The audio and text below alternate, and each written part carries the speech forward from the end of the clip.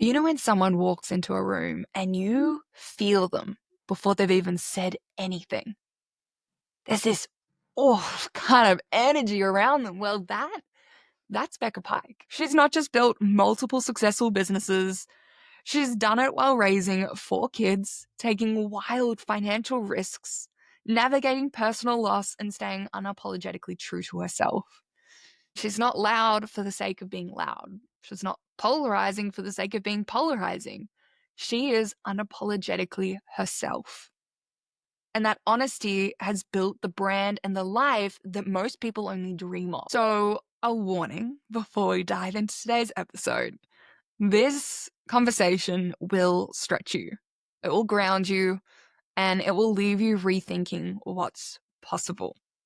Becca's the kind of woman who makes you rethink everything you thought was too much or not possible. A mum of 4, multiple businesses, coaching hundreds, and somehow she's not burnt out. She's not tired. She's not slowing down. She's not even close. People love to say you can't have it all, but Becca is living proof that the only reason you believe that is because someone once told you. She's funny, sharp, wildly herself, and this conversation is as real as it gets. So excited for this conversation. Becca, welcome to the She Got Lucky podcast.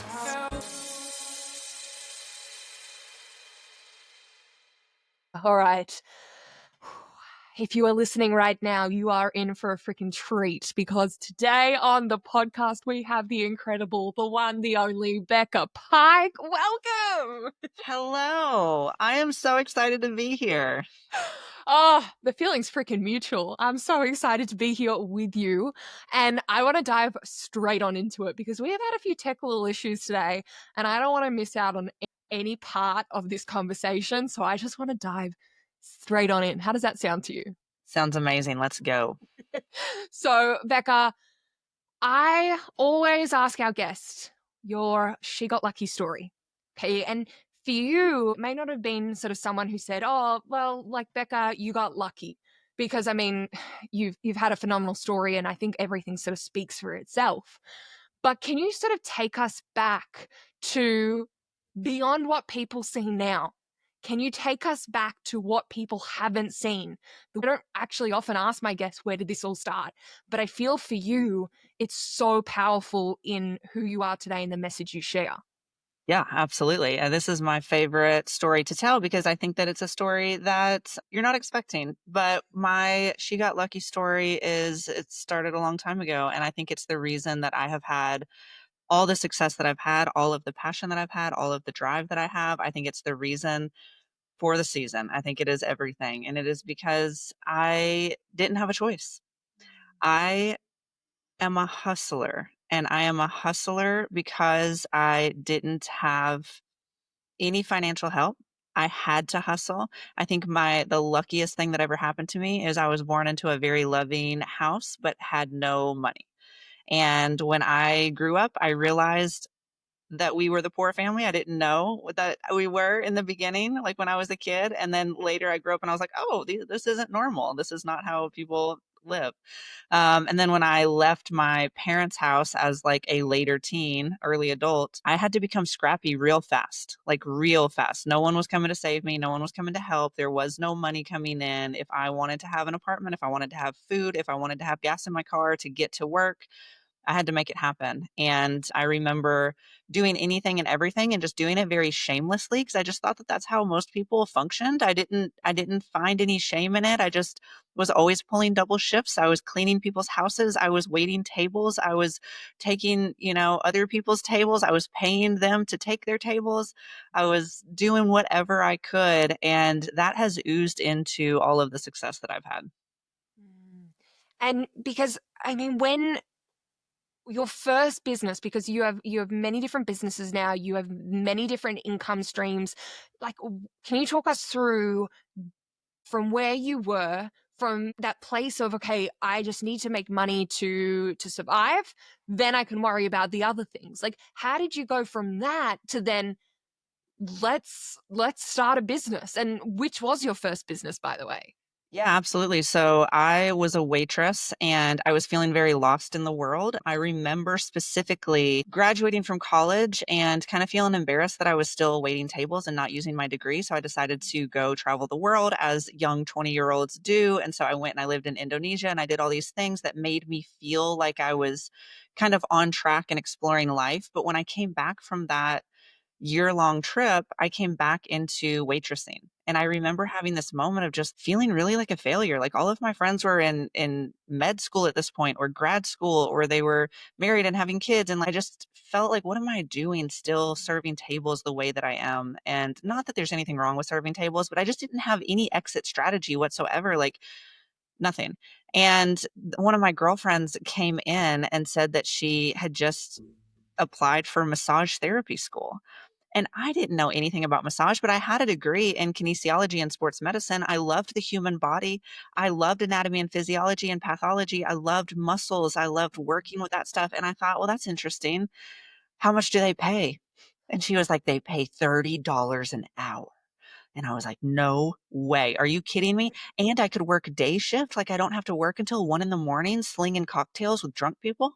This is gonna be amazing." So I went to massage school, had no intention at all of having a business. In fact, they had, like, business classes in massage school, like, if you wanna own a business, you should listen, and I didn't listen to any of it because I just wanted to work for a chiropractor. And, I ended up getting out of massage school after a year. I started working for this chiropractor. It was $17 an hour, not 30, but I was still happy because listen, back then, like, that was what's up. $17 an hour, I was like, "I can make this work."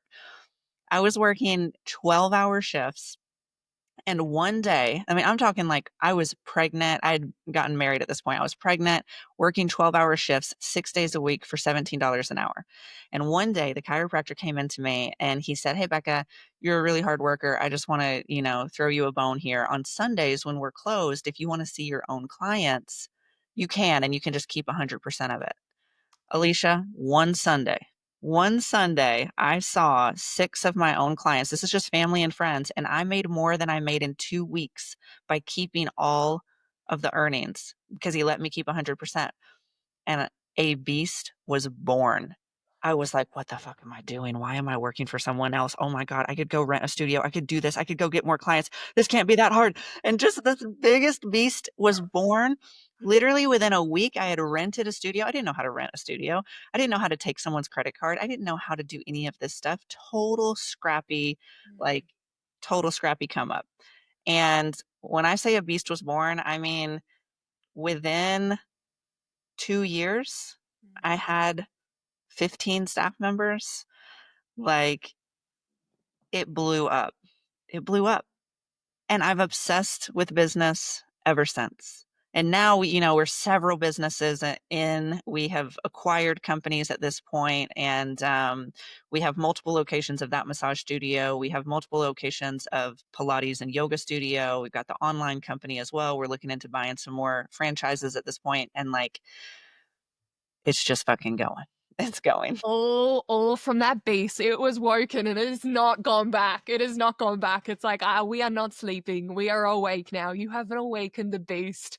It really was. It was like such a beast of an awakening. And sometimes I think people look at me and they're like, "Gosh, you guys have so many businesses now, and it seems like it's so successful." And I was just talking to one of my friends about this. It feels like everyone wants the success to happen right now, today, yesterday, in this very moment. Like, I just want to tell people, like, I've been doing this for like 11 years now. 11 years. And a lot of those years, I was just banging my head against the wall, just doing the best I could to get one foot in front of the other. And it was just this very stepstone situation that compounded and eventually became what we see today. And I wasn't in a huge rush. I remember for a long time, my only thoughts were just get more massage clients. See if you can get more massage clients. Like, how can you get more massage clients? And like that was it. And then, the next year it was okay, well now I want to maybe bring on a staff member. What does that look like? It was this very stepping stone compounding effect across 11 years that got us to where we are at this point. Yeah, and you know, I think that you've really spot on right there with social media. And I mean, social media's been around for a while now, but it really has become that as an entrepreneur, I'm most of the time consuming women, female entrepreneurs, their content, their stories, and everything like that. But it's almost has become this understanding that if you're not ticking off epic things, if you're not experiencing this wild success, you're almost behind. That I feel has sort of become this narrative that a lot of people believe. And no wonder there is this understanding of like, I want this now. Otherwise, like, what does that mean? What does that say? Yeah. Yeah, I agree. I think social media has become this very interesting, like, beauty pageant of interesting people. And Mm, thankfully, I did some interesting things that allowed me on social media to kind of stand out, to just be able to say, I've got 4 kids. I didn't have 4 kids, so I would stand out on social media. I just had 4 kids, and that stands out. And to say, like, I'm a multimillionaire, self made millionaire, like, that stands out. mm, However, a lot of people don't have 4 kids and they're not a multimillionaire at this point. And so it feels like everyone's bumping elbows to become the most mm, interesting person in the world. yeah. And to me, it's like, you can actually not be that interesting, Mm, not show up on social media in the way that everyone else is, and still create massive money on social media. You can still stand out by having a really great product, by having a really great service, and figuring out how to stand out just within those people. So, like the massage world, I didn't know anything about brand. I didn't know anything about positioning. I didn't know anything about how to stand out. However, I did know that I was interested in just sports massage. And mm, that alone made me stand out. So while all the other massage therapists were saying, I'll give you a massage, I'll give you a massage, I'm really good at massage, I was saying, I will only work on you if you're an athlete. I will only work on you if you are a marathon runner, if you are a bodybuilder, if you are a CrossFitter, if you are whatever. And it was so helpful to my niche. And so mm, anybody that's listening to this, you already have this interesting quality about you. You already have this thing that you might be even dumbing down so that you will fit in more with what social media gods are wanting right now so that you can be, one of the girls that are on social media, but it's really the things that you're still hiding in the closet. It's really the things that you aren't willing to say. Thank God I was willing to say, I don't want to give relaxation massages. I mm. want to work on athletes that tore their ACL 15 years ago and are still trying to compete. Like, that's who I wanna work with, and I was willing to say that, Yeah. and that's the only reason I stuck out. I love it. And I really do think that, business owners who come out of the woodworks without all this training and everything like that, that's when you create your own magic that freaking works.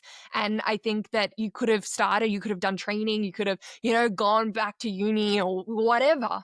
And because you came in, you're like, I'm scrappy, I'm going to figure this out, I'm going to just try this, I'm going to do this. You've seen that momentum begin. So Yeah, there's so many things I love about you, Becca, but I really love that you very openly talk about many things that people don't, which is why I was like, Becca, we tried to organize this podcast a while ago. Let's do it again. Because when you are buying new companies, when you are making these big investments, you're in a great place at the moment. But when you obviously take that new risk, there's these periods where you've gone from we're in such a great position to we've just made a big investment and things are going to be a little bit different financially just for a little bit. We know in the long run it's fine. How do you navigate these different states of, okay, things are going to be a little bit tighter at the moment without that actually shaking you, without that making you sort of feel a little bit more like after the money in a sense? yeah. So my baseline for my goal for income every single year is $50,000 a year, okay? Let me explain. Everything else after that is extra. $50,000 a year, I know that if I made 50,000, my husband made 50,000, I mean, that's like rich from where I come from. Okay, you're a six-figure house, holy crap. But like my baseline is, do the kids have some clothes? Do I have some clothes? Do we have a roof over our head and do we have some food on the table?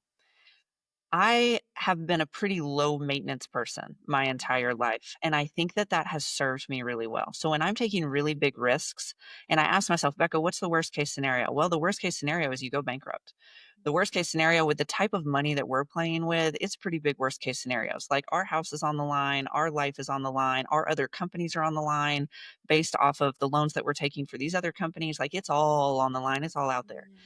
And I say, Becca, what's the worst case scenario? Okay, worst case scenario, we actually go bankrupt. That is a worst case scenario. Not cool. It wouldn't be fun. However, would I not have a home? No, I would still have a home. Would we have to downsize? Yeah. Would I allow my kids to starve? No. Could I go sling cocktails next door at the steakhouse? Yeah. At this point, I would be the best cocktail server alive. I would upsell you and your brother in 30 seconds. And so, like, I think my worst case scenario, I really play this game with myself. Okay, what is the worst that could happen? Worst that could happen, we go bankrupt. I don't want to go bankrupt, but would we be okay? Absolutely.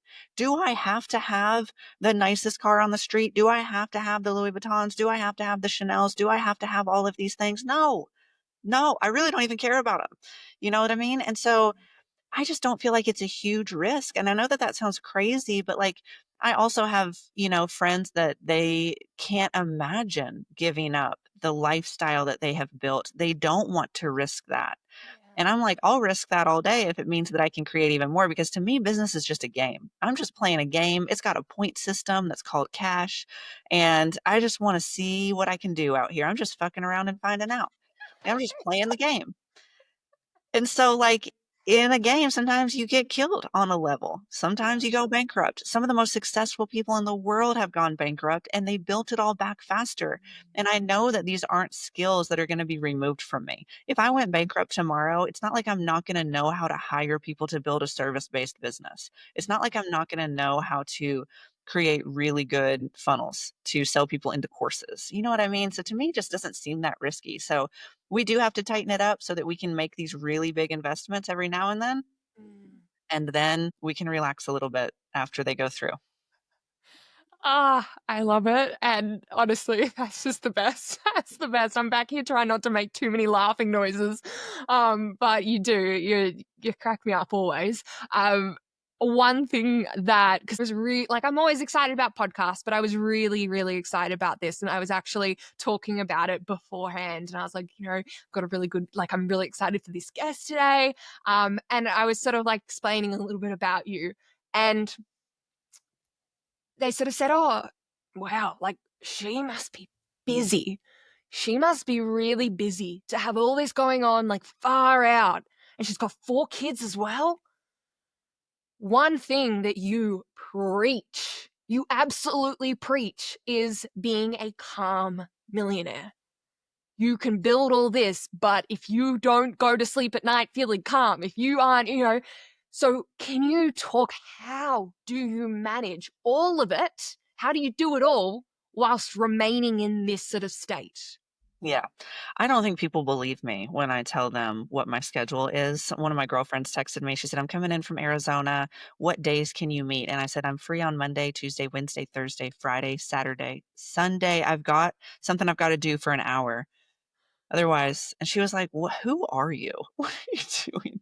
But Oh, yeah, so I remember the end game being at the forefront of my mind in the very beginning. So when I first started massaging and hiring people, I remember having this thought, like, at the time I was either pregnant, but little bitty babies, little toddlers, and I remember thinking, "Okay, Becca, if you could just scale this company to a point where you work yourself out of daily work before your kids are old enough to remember, then they will always just remember their mom being kind of at home and hanging out and like not overworking." And I had an overworking mom. She was always working. She was always at overtime. She was always coming home late, going in at like 5 in the morning. She was just a workaholic. And I missed her and I didn't want that for my kids. So I built it with that end in mind. Like I ask myself every day, what are decisions that I don't need to be making? What are tasks that I don't need to be doing? So at this point, like, not only do my companies have people massaging for me and doing the Pilates classes and the yoga classes, and all of that, but we also, I have a manager at every location. And that manager, I tell them, I said, "Hey, you're my shield. You are the person everything goes to. Like, if it's an absolute emergency, it can come to me. But in, the 10 years I've been doing this, we haven't had an emergency that has really needed to come to me at this point. And That's so, like, I just have all these people in place that protect my time and energy. And I tell them that, like, this is your job, is to protect my time and energy. And I just wanted to be the mom that took my kids to school and got my kids home from school and cooked dinner with them and took them to basketball and soccer. Like, that really means a lot to me. I won't give that up. And so it was either I don't do this, or I do this just in a way where my boundaries are so strong that I can do both. And so what I've realized is you can still build a multi-million dollar company and just not work after 4 p.m. You can build a multi-million dollar company and just not work on the weekends. You can build a multi-million dollar company and just not check your texts when people are contacting you about work at all until you're ready. Like, it turns out that nothing actually happens when you have really strong boundaries. Nothing goes away. You're not missing out on anything. And in fact, your business probably is going to expand much further because you're not bottlenecking it. And so I've just worked it out into such a beautiful life for us, and I really am just the most unbusy person you could imagine. which I just, and you said it because I knew this about you already, how you really have prioritized this. And for other people, it just sounds like how on earth? And that's why you go and check out Becca. That's how you follow her and learn from her and everything like that. Don't worry, we'll put all the details below. But speaking of your kids, it's been such a priority for you for them to have you around. But I know there's been a lot of other priorities that you and your husband have also made really, really firm on, this is what we want for our kids and this is what we don't want for our kids. Mhm. And I know you went viral recently because people, like, it was so, people were like, what? And I'm sure you had a bunch of people being like, man, this is, and like, you shouldn't be doing it like this. But I am in awe of it. I love it. It's so refreshing. I think there's so many good things about it. Can we talk about this? Can we dive into the way that you guys decided these things together that are so different from the way that other people parent their children, especially in the situation you're in? Yeah. Well, first and foremost, I think the foundation of all of this is my husband and I both agree that to be a parent means to create a human that is a little human that grows into a large human that knows how to function in the world. Like, that is what parenting is. The ultimate goal is to raise them so that they are functioning and happy, and stable people. And that comes over top of them liking you and being a friend with you and all of that. But what's ironic is I think our kids like us more than any.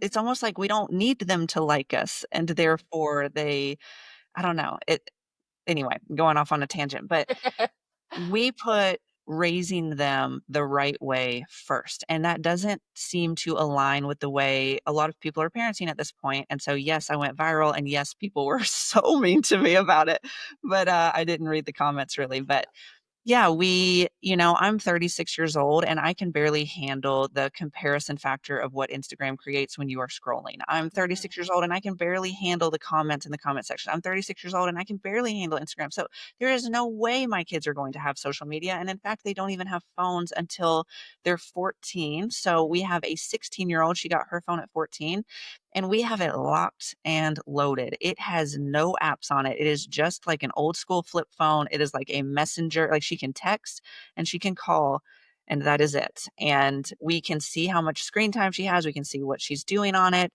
Zero social media. And she has kicked and screamed and she has presented PowerPoints to us on why she should have social media and how she's not fitting in with her friends and how everyone has social media and no one knows how to get a hold of her because she doesn't have it and she's being left out. And we say, good. We say that is okay. You are going to be okay. When you're 18, you can have as much social media as you want. Good luck to you. May the odds be ever in your favor. We already have our 12-year-old, our 10-year-old, our 7-year-old have friends that have phones that are on social media that are doing all, and we don't play like that. We just don't do it. And so we are pretty hands off. We also raise our kids to be very healthy. We are very primal people. We believe in eating a very primal lifestyle. So, like, all of our food is, it either comes from the earth or it has a mother. That's what we say. So, it's either meat or it comes directly from the ground, or eggs. Otherwise, our kids are gluten-free, most of the time dairy-free, and we think that that is going to create happy humans. And what's interesting is a lot of adults are like, "Don't your kids kick and scream for everything?" They don't. They don't desire anything. They don't go and desire like, they don't fight us over a cupcake at a birthday party. Like, they just don't. They're just like, "Oh, yeah, we just don't have that." It's just so normal for them to be like this. And, there's lots of other little quirks. I think in that reel, we talked about how we pay them to read nonfiction books. So if they read a nonfiction, anything, any type of biography, autobiography, and just any like docu-series in a book, all of that, they get like $20 for every single book that they read, and they can go spend that on whatever toys or clothes they want. We don't buy them a ton of toys. It sounds when I'm saying it out loud, I'm like, "This sounds pretty crazy," but we have a very happy, thriving family. Our kids are excelling in school, in sports, in social situations, and we're just really proud that we run our house like this. Yeah, absolutely. And because as well, you did grow up, in a very different situation and you're very aware of that. What are some of the things that you and your husband have sort of decided in way of what the kids know about? It's not that you're sort of like actively like we need to keep these secrets from them, but it's again choosing what they understand and everything at this point because they know that you have businesses, right? They know we have businesses, yeah, and they know that we are the boss, and, when you're a kid, that word is, like, really cool. They're like, "Mom, are you really the boss? Are you that guy's boss? Are you that guy's boss over there? What about that guy?" I'm like, "Will you stop it?" But, they know that we have businesses and they know that we're the quote unquote boss. And to them, like, that's all that matters. Obviously, they know that we have a little bit of money, but that's an interesting one too, because I try to help them understand, like, yes, you do have more money than other people. However, mommy and daddy are rich and you are not. So you are going to have to get a job. You're going to have to work. You're going to have to do this stuff. And we don't really talk to them about how wealthy we are. We keep our house pretty like, we do not live in a house that we could live in, that we could afford. We do not drive cars that we could afford. We do not take trips that we could afford with the kids. We do without the kids a lot. We'll leave them and go at least once a year on, like, a real fancy vacation, just the 2 of us. Yeah. But we kind of just I don't wanna sound like we're so rich that they wouldn't have a normal childhood if we unleashed on them, but they wouldn't. I want them to experience a what I would call just a very normal childhood. They are riding the school bus. We are shopping for their clothes at Target. My kids love to go to Goodwill. There's a Goodwill down the road, which here in America is like hand-me-down clothes, like secondhand shop. And we just play it cool for now, I think is the best way to state it. Yeah. It's refreshing in itself, but I know that the impact, I mean, you can see it yourself, the way that the family is, the way that your kids are, the fact that they're excelling. It's such, the boundaries and the way that you and your husband, it is such a testament of what you have both created, both in business and in home, which is incredible. So I really want to talk about there's this conversation about being, I guess, polarizing online. And one thing that straight away captured my attention because, I met Becca, we're in a mastermind together, and I was like, who is this? Right? She has these opinions and she just says them. And I feel like a lot of people online are like, okay, be polarizing, like stand out, say things that are different to others. And I don't really love this advice because I feel like a lot of people are trying to be polarizing for the sake of it, trying to put opinions out there just to score, stir. Like it's like any PR is good PR, any, engagement's good engagement. Like, and for you, you are polarizing in a way that's completely you.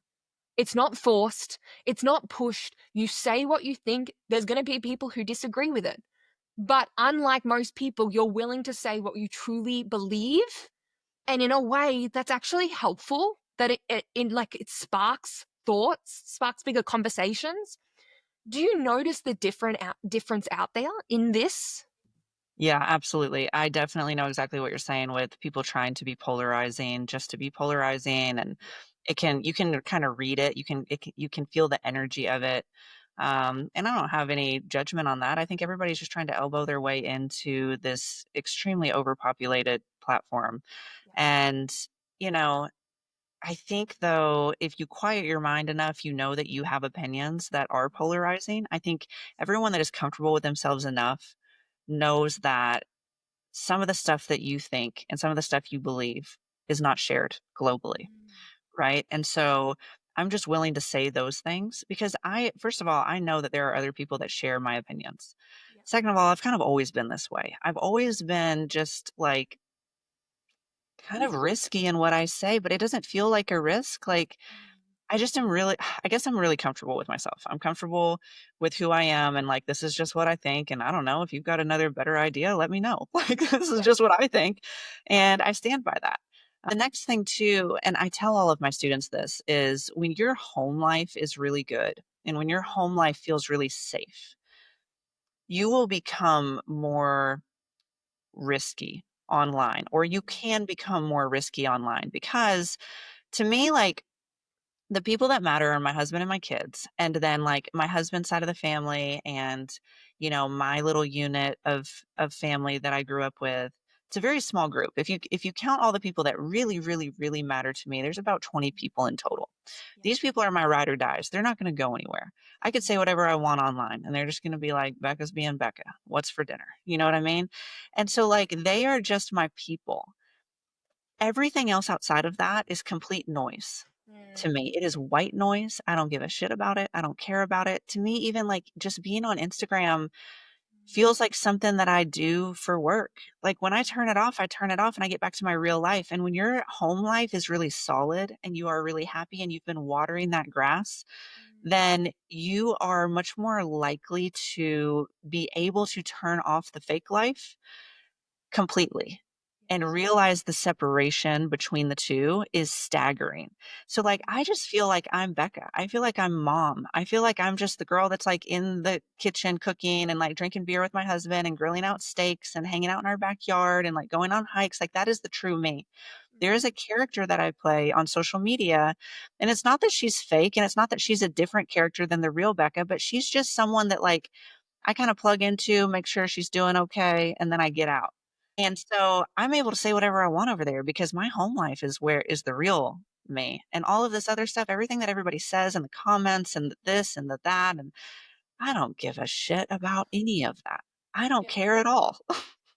And I think when you said that, it painted this really, I'm a visual person, I'm visual here, real here, video here. But when you said that, it did play a really beautiful picture in my mind of being a different, the way you show up online and the way you are in person might be different. That doesn't mean that you're being fake.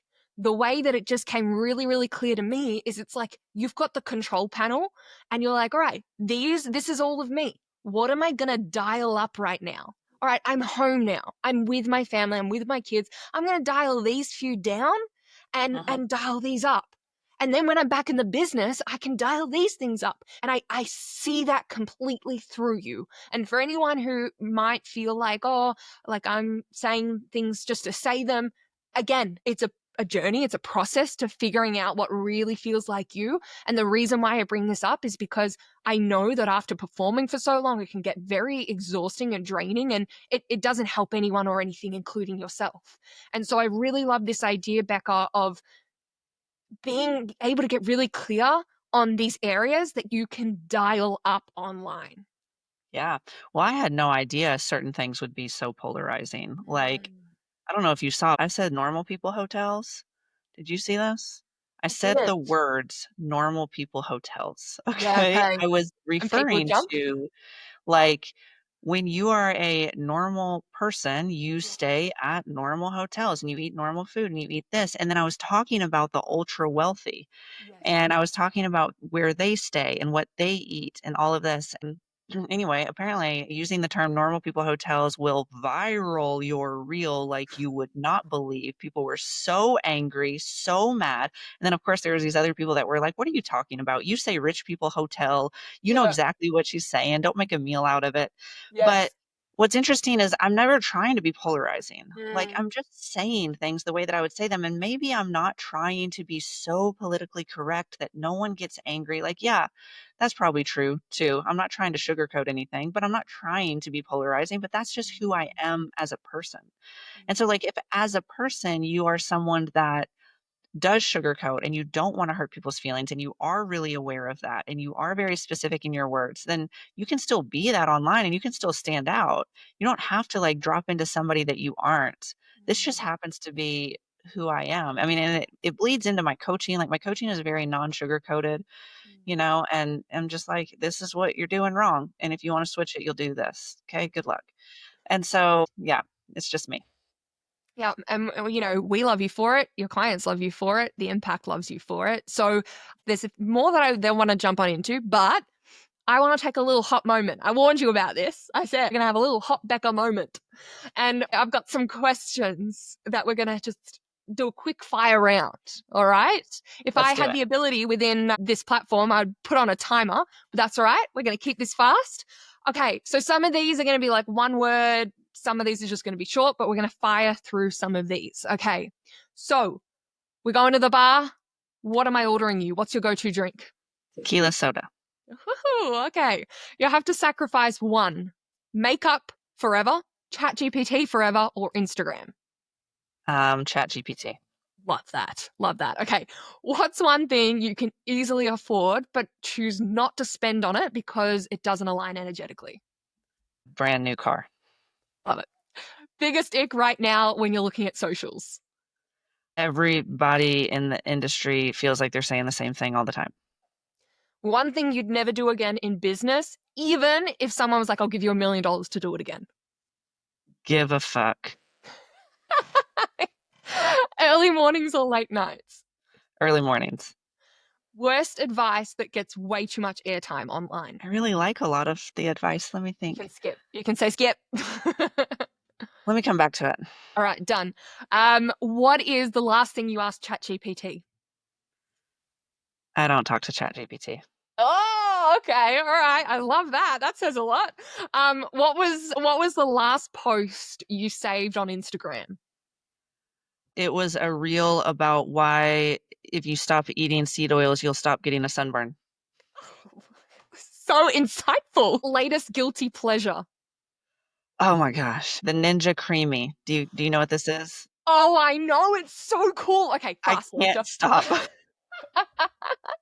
Okay, two more things. This is it. One thing that does keep you up at night. If you are up at night, if it's something's keeping you up, what would it be? I have been staying up at night with the sheer excitement of my live event that is in 5 days. I haven't Hell, slept in a week. hell yes, live. Hell yes, live. Okay, and finally, what is the wildest thing you've done to date in business? Gosh, I feel so boring. I don't know. The wildest thing I've done to date. I mean, I've done a lot of like illegal things. Probably, like, way back in the day when I would wake up at 3 in the morning and go stick, like, posters in the medians of intersections that were like, "New massage therapist in town, here's my phone number." And what I didn't realize was that it was gonna be a bunch of people asking for erotic massages because they thought it was like a sexual sign, and but the fact that I was up literally pregnant, always pregnant back then, but pregnant, 3 in the morning sticking signs in grass because I knew that it was illegal and it would get removed by 9 AM when the city Yeah, workers got there. love I used it. to do whatever it took to get clients. I love it. I love it. And see, this is why I love this. That gave so much insight, and also speaks a lot that you're like, chat GPT out. Okay, so you've built an empire like an absolute freaking boss, no doubt about that. But you've managed to bring your calm and your femininity into it. Now, naturally, you've got your own definition of what that means, what that looks like. In your content, you speak openly about being able to, because you do this, you're able to then also surrender to your husband's masculinity. You have this really beautiful dynamic in business, outside of business, at home, in your own relationship. Can we talk about that? Because I think it's such an easy thing to think, oh, Becca, she says what she wants. She doesn't give a shit. She's got all these businesses, boss, like, oh, she's got, like massive ball, like, this idea of what you have to be to have what you have. And I love that you play with this and make it your own.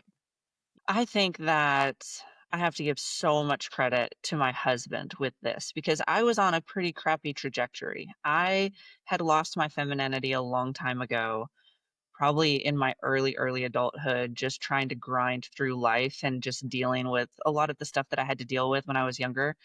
But when I met my husband, you know, he is so insanely intelligent, and he's the most intelligent in the sense of, like, emotional IQ. Like, his emotional intelligence is just beyond a normal person, and he has been my mentor in understanding the feminine and the masculine, and he is the most healthy masculine you can imagine, the most anti-toxic masculine you can imagine. I mean, this guy is, like, the best.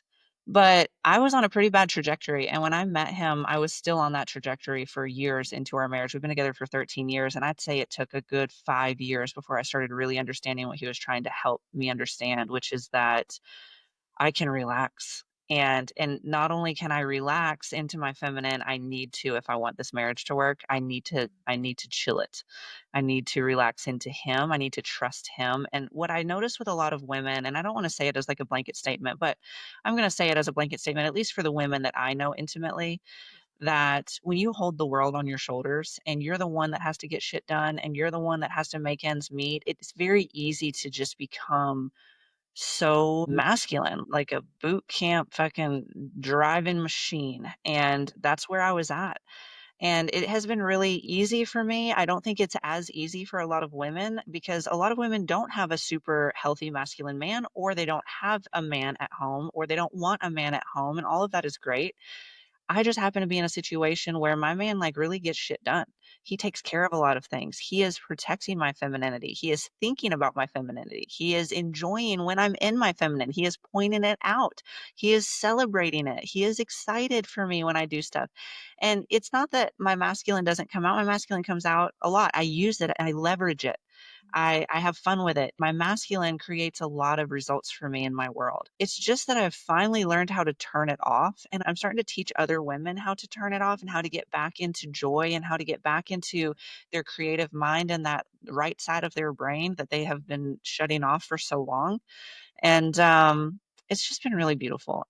I wish I could explain it better. I wish I knew how to. All I know is like my man manned up and it helped me a lot and in more ways than I could ever imagine. Because I've been with my partner for 6 years, and one of the things that we've worked on and continue to work on is the fact that in my day to day, I'm in control. I'm in control. I like being in control. And as you said, there's areas where we do tap into the masculinity of it and things like that. I'm the sort of person where I like my partner to have that.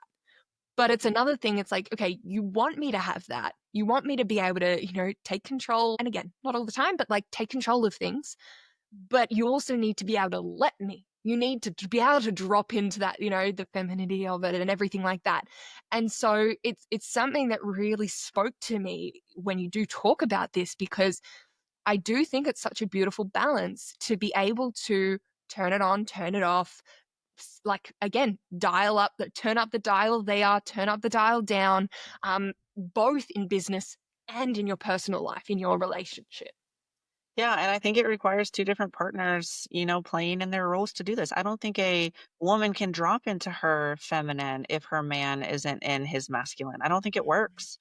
And then a lot of times men tend to go to the more feminine side when their woman is masculine. Yes. And it's not feminine in the way that you think. I mean, he's not like, trying on your high heels, but Yes. he is just so afraid of making the decisions because every decision he makes is wrong and everything he makes is scrutinized, or every decision he makes is scrutinized. And his masculine is being hit with masculine. And so his masculine becomes feminine. And then it can take a long time and a lot of conversations to get him out of his feminine and to get him to believe that you are willing to trust him.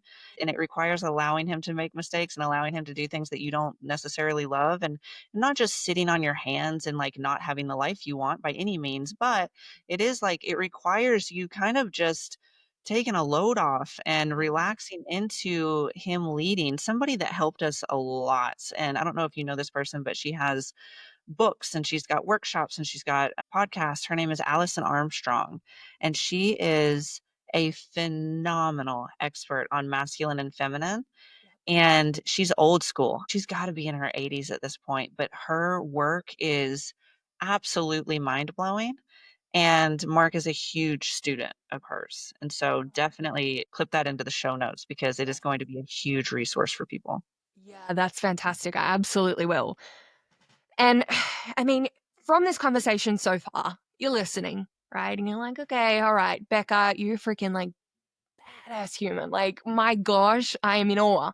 The respect, the amount of awe, it's absolutely incredible. Like, I would definitely say, listening, it's like, you know, Becca has got her ducks in a freaking row. And now I'm not going to ask you, like, tell us where you don't have your ducks in a row, okay? But what I am going to ask is when things aren't as good as they are right now, okay? And that is life, when things pop up outside of business, inside of business, whatever, something doesn't pan out. How do you navigate the wobbles when they happen? Because also, I mean, you growing up, the start, you had to really like you had that strength required. And now you're in such a beautiful place that you've built. And so when things do come up, it might not, like back then you were used to so many wobbles, but now it's a bit different. Can we talk about this? Can we talk about the navigating of this and how this has shifted? Yeah, so this is not gonna be the answer that you expected. So in 2023, my mom, who is my absolute best friend, 5 minutes down the road she lived, we did everything together. She passed away very suddenly. And not only did she pass away, but there was this 21-day situation where she was completely healthy and then she just spiraled down medically for 21 days, and I had to be her 24-hour caretaker during those 21 days. And it was really intense. I mean, we were like drinking margaritas at the pool, hanging out, listening to music, and then she got a diagnosis. They gave her some medicine that didn't work out for her very well. It like really hurt her. And then 21 days of me spoon feeding her before she died in my arms. And when I tell you that it rocked my world, like I cannot describe how much it rocked my world. Like rocked me to my core. What is life? Who am I? Where am I? I'm not doing anything ever again that I don't want to do. Life is too short. My mom was my everything. She's not here. What does that even mean? Identity shift. Okay. And in the year after she passed away, I found God. And I've never been a religious person. And I didn't find God the way most people do. I found God like a cracked out cigarette smoking scientist with 7,000 post-it notes on my window trying to figure out like connecting yarn from one to the other. I'm like started learning about near death experiences, and then I was like then I learned about mediumship, and I'm like people can really talk to dead people, and what does that look like? And then anyway, long story short, it took me down the quantum physics route. And like, what are we? What is consciousness? I became a quantum physics expert, believe it or not. I have read about 75 books on physics and what we are made of, what the universe is made of, why are we here, blah, blah, blah, blah, blah. This is what I know for sure. I feel 1,000% certain that we came to Earth to have hardship. We literally chose as souls to come to Earth to have hardship, to meet people that piss us off, to go through things that make us mad, to go through grief, to lose our moms, to lose our dads, to have the breakups, to have the heartaches, to watch our dogs pass away, to deal with this stuff, even the business owning, even the grind, the never ending fucking grind. You keep it up at night and you're trying this thing and it's not working and it's not working, it's not working.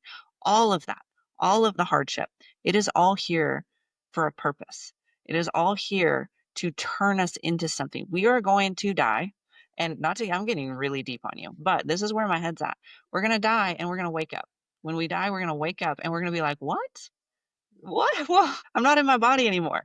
What is happening? And we're going to remember that we chose to come here as a way to go through hardship, to sharpen the iron, to become better and more equipped people. And we're going to wake up after we die and we're going to be like, that was fucking crazy. And it was really hard. And I'm so glad that I went through it. And I'm so glad that I didn't quit. I'm so glad that I didn't completely panic, a few panics in there, but didn't lose my shit. I'm so glad that I made it through. And that is at the forefront of my mind all of the time, Alicia, all the time. Anything that happens to me, I'm just like, okay, sharpening the iron. Here we go again, sharpening the iron. I think that's such a beautiful, like, oh, what a beautiful way to finish this episode. We've gone deep and deep and deep and deep and taken an absolute dive into the layers of Becca.